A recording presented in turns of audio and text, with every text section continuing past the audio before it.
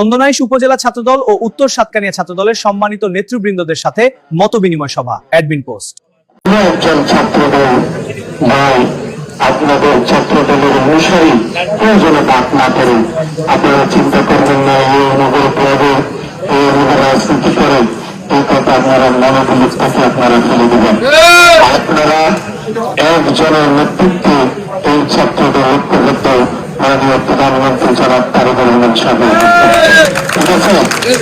আপনারা সবাই ঐক্যবদ্ধ থাকবেন।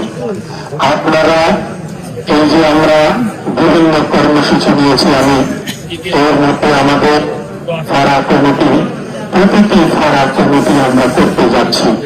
কেন আমরা করতে যাচ্ছি ফাড়া কমিটি?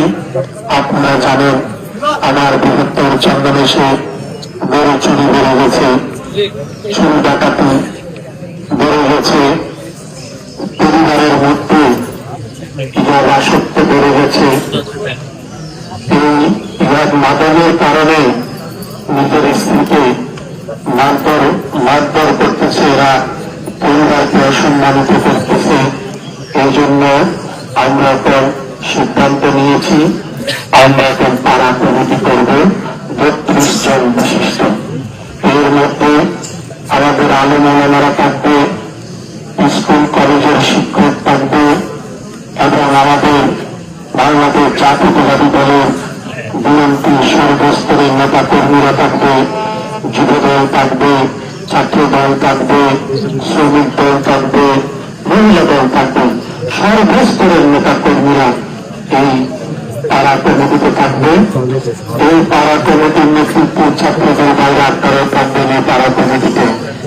আপনাদের এই পাড়া কমিটির নেতৃত্বে আমরা উন্নয়নমূলক যা কর্মকাণ্ড তাদের নেতৃত্বে আমরা করব। এলাকার মধ্যে কোনো অশান্তি যেন সৃষ্টি না হয়, আমরা মাত্র 32 জনের কমিটি, তারা বিভিন্ন বিচার আচার মানুষের সুতো দুটো যে অন্যায়, যে লাভাসক্ত অথবা কোনো লাভের কারবারের সাথে জড়িত রয়েছে তাদের বিরুদ্ধে 32 জন কমিটি ব্যবস্থা নেবে। এটা সুশৃঙ্খল ভাবে আমরা হিসাব করেছি।